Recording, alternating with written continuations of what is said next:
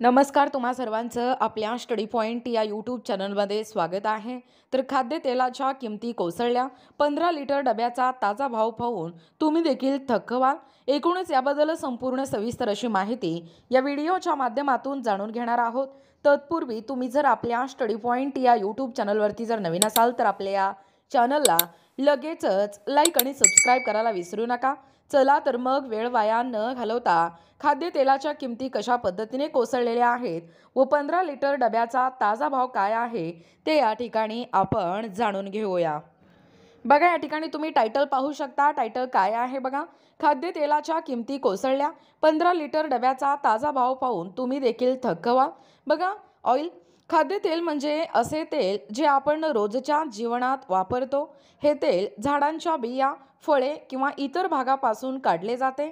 आपल्या भारतात आणि जगभरात अनेक प्रकारचे खाद्यतेल वापरले जाते।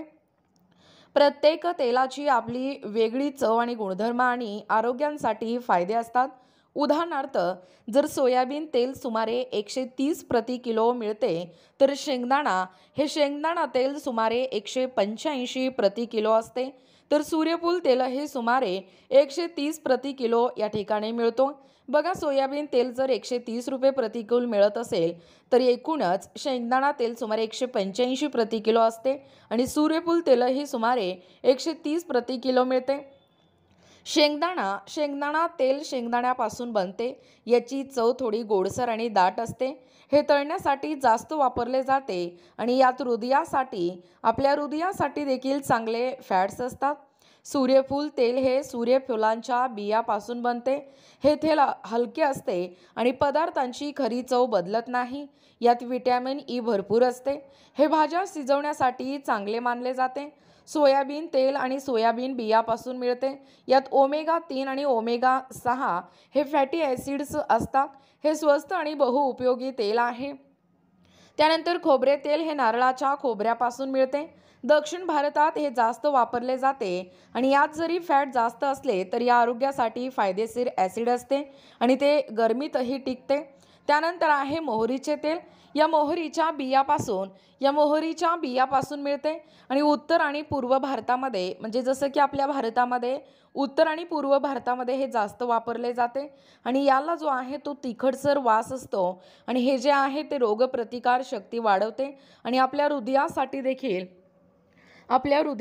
देखील चांगले असते।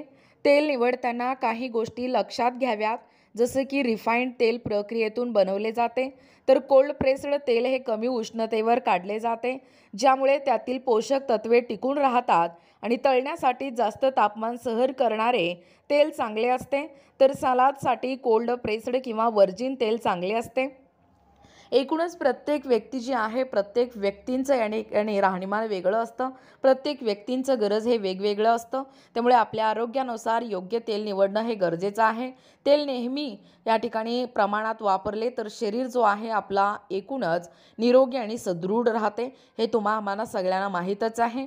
बघा, एकूणच अशा पद्धतीने या ठिकाणी आत्ताच पाहिल्याप्रमाणे ही जी तेल आणि तेलापासून कशा पद्धतीने कोणत्या तेलापासून कोणतं तेल तयार होतं व एकूणच याचं या ठिकाणी कसं रेट आहे, म्हणजे 130 प्रति किलो व 185 प्रति किलो किंवा 130 प्रति किलो ताजा भाव काय आहे याबद्दल संपूर्ण सविस्तर अशी माहिती या व्हिडिओच्या माध्यमातून जाणून घेण्याचा प्रयत्न केलेला आहोत।